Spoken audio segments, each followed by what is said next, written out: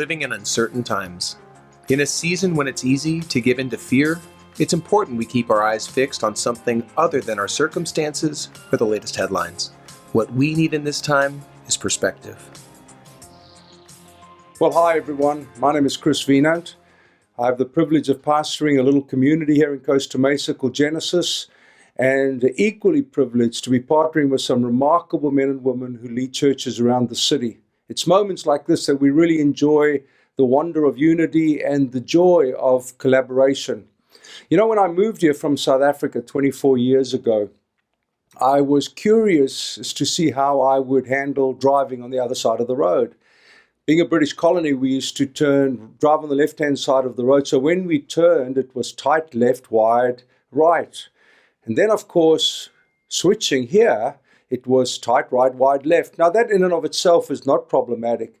But the question was always, in the moment of crisis, what would my instinct be? What would my first response be? Would I go tight right, wide left? Or would I, in the confusion of it, revert back to my old instinct? Now, Paul, the great apostle who wrote so much of the New Testament, said this to a younger leader.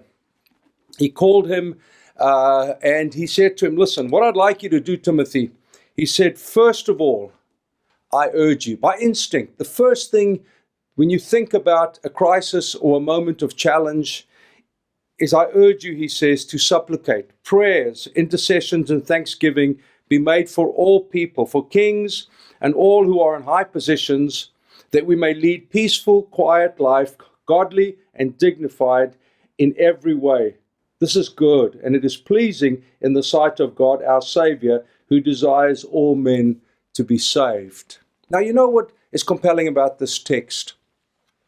Pastoring in South Africa during the end of the apartheid era taught us many, many things. Certainly being involved in the pain and plight of a society that was going through transformation required us all, personally and communally, to be men and women of prayer, deep prayer, consistent prayer, protracted times of prayer and fasting. I remember leading our community through a 3-week time of fasting and meeting every night, crying out to God for the nation.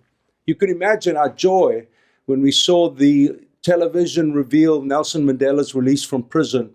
And I have a very vivid memory of him walking out of the prison with his then wife, Winnie, and tears filled my eyes knowing that there were many reasons that brought about his freedom, but one of them for sure was the high intensity of the church owning the story of prayer.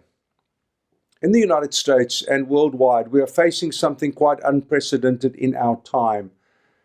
Our parents and grandparents experienced the war, but this is something very new to us.